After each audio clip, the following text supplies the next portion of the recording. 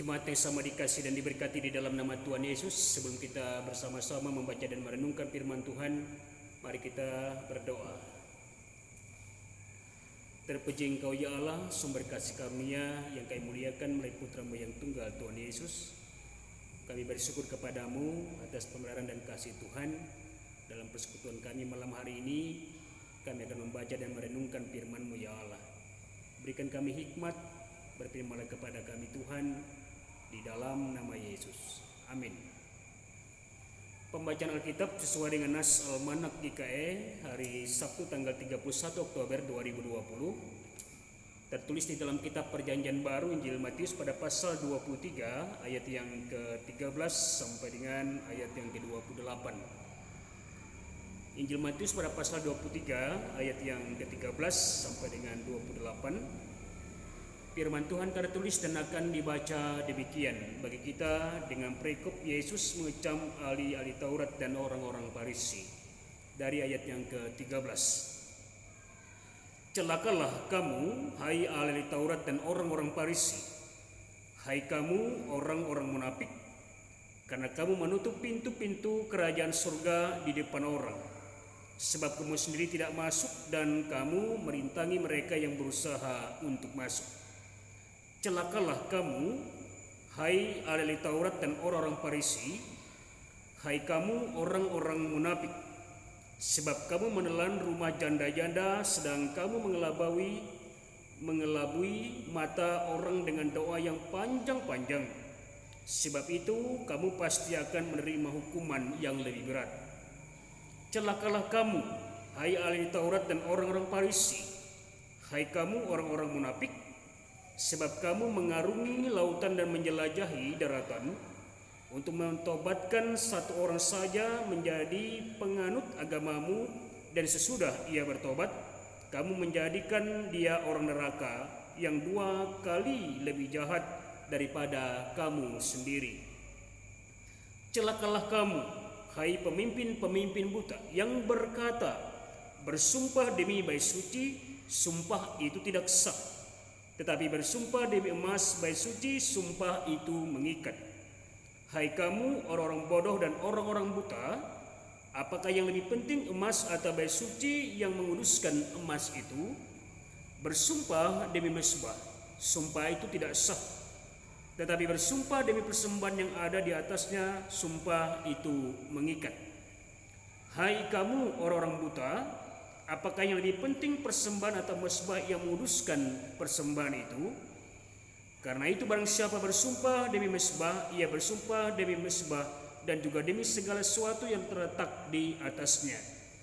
Dan barang siapa bersumpah demi bait suci, ia bersumpah demi bait suci dan juga demi dia yang diam di situ. Dan barang siapa bersumpah demi surga, ia bersumpah demi tata Allah dan juga demi dia yang bersemayam di atasnya. Celakalah kamu, hai ahli Taurat dan orang-orang Farisi, hai kamu orang-orang munafik, sebab persepuluhan dari selasi ada adas manis dan jintan kamu bayar, tetapi yang terpenting dalam hukum Taurat kamu abaikan, yaitu keadilan dan belas kasihan dan kesetiaan. Yang satu harus dilakukan dan yang lain jangan diabaikan. Hai kamu pemimpin-pemimpin buta, nyamuk kamu tapiskan dari dalam minumanmu, tetapi unta yang di dalamnya kamu telan. Celakalah kamu, hai ahli Taurat dan orang-orang Farisi, hai kamu orang-orang munafik, sebab cawan dan pinggan kamu bersihkan sebelah luarnya, tetapi sebelah dalamnya penuh rampasan dan kerakusan. Hai orang Farisi yang buta, bersihkanlah dahulu sebelah dalam cawan itu, maka sebelah luarnya juga akan bersih. Celakalah kamu, hai ahli-ahli Taurat dan orang Farisi, hai kamu orang-orang munafik, sebab kamu sama seperti kuburan yang dilabur putih, yang sebelah luarnya memang bersih tampaknya, tetapi yang sebelah dalamnya penuh tulang belulang dan pelbagai jenis kotoran. Demikian jugalah kamu, di sebelah luar kamu tampaknya benar di mata orang, tetapi di sebelah dalam kamu penuh dengan kemunafikan dan kedurjanaan. Demikian pembacaan firman Tuhan. Yang berbahagia adalah kita semua yang telah mendengarkan firman ini dan mampu menjadi bagian di dalam pelaku firman Allah yang hidup. Amin. Jemaat yang sama dikasih dan diberkati di dalam nama Tuhan Yesus, selamat malam, salam sejahtera dalam kasih Tuhan Yesus, salam, puji nama Tuhan. Ada 8 kali Yesus mengatakan, celakalah kamu, hai orang-orang Farisi, ahli Taurat dan orang-orang munafik. Dalam keseluruhan konteks Injil Matius pada pasal 23 ini. Hal ini tentu menandakan bahwa begitu kerasnya Yesus mengecam hal-hal yang berhubungan dengan ketidakadilan, ketidaktaatan, ketidaksetiaan, bahkan kemunafikan yang selalu muncul dan tetap ada yang menjadi bahagian yang dilakukan oleh orang-orang Farisi, ahli Taurat dan orang-orang munafik pada saat itu. Merujuk kepada konteks nas ini, jemaat, tentu Yesus menginginkan hidup kita ini pun adalah hidup dalam sebuah ketertiban dan keteraturan yang selalu menjunjung tinggi sebuah kesetiaan dan selalu menghargai setiap moralitas hidup kita ini di dalam hal-hal yang dikehendaki oleh Allah. Yesus mengecam apa yang dilakukan oleh orang-orang Farisi dan ahli Taurat serta orang-orang yang munafik yang mengatasnamakan jabatan mereka secara tidak benar untuk mengambil sebuah kepentingan dan keuntungan dari hal-hal yang mereka sampaikan atas nama Allah, atas nama jabatan, dan hal-hal yang mereka selalu sampaikan itu yang harus diberlakukan sepertinya seolah itu benar dan mutlak adanya. Ini tentu menjadi sebuah peringatan yang sangat keras yang disampaikan oleh Yesus kepada orang-orang Farisi, ahli Taurat dan orang-orang yang munafik. Mereka merampas hak yang bukan menjadi hak milik mereka. Mereka memaksakan kehendak mereka, mengatasnamakan ketentuan dan hukum Taurat yang mengikat. Mereka seolah-olah menjadi sebuah pribadi yang suci, yang kudus, yang terlihat dan hanya nampak di luarnya saja, tetapi di dalam diri dan hati mereka penuh dengan hal-hal yang bertentangan dengan kehendak Allah. Orang-orang semacam ini tentu bukanlah menjadi bahagian yang bisa menjadi sebuah contoh dan teladan yang baik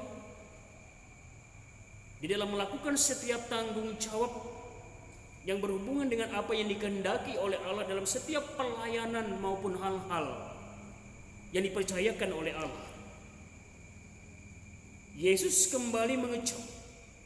Yesus kembali memberikan sebuah peringatan yang keras, yang tegas, bahkan secara terus terang mengatakan bahwa apa yang mereka lakukan itu adalah sebuah tindakan yang salah, yang tidak benar di hadapan Allah.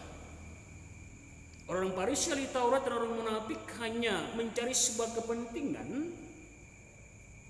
hanya ingin mencari sebuah sanjungan dan pujian dari dan atas perkenaan manusia dalam hubungan dengan manusia, bukan merujuk pada sebuah ketaatan dan kesungguhan mereka untuk melakukan setiap tugas dan tanggung jawab yang berasal dan bersumber daripada firman Allah yang hidup itu. Yesus memberikan penegasan dalam konteks nas ini pun kepada kita jemaat, bahwa apa yang menjadi sebuah tanggung jawab dan tugas kita hendaklah benar-benar mampu kita jalani dengan baik, dengan penuh kesungguhan, ketaatan dan tanggung jawab di dalamnya. Kita harus mampu untuk memberikan bahagian dari diri kita ini supaya dipakai dan dipergunakan oleh Allah menjadi alat di tangannya, menjadi perpanjangan tangan Allah untuk menyampaikan setiap suara dan kebenaran firman Allah secara sungguh-sungguh dan benar, pun itu nyata juga dalam tindakan dan praktek hidup kita sebagai sebuah teladan yang baik bagi sesama kita manusia. Firman Tuhan pun kepada kita pada saat malam hari ini Jumat, hukum Taurat diabaikan, Di dalam hal ini tentu Yesus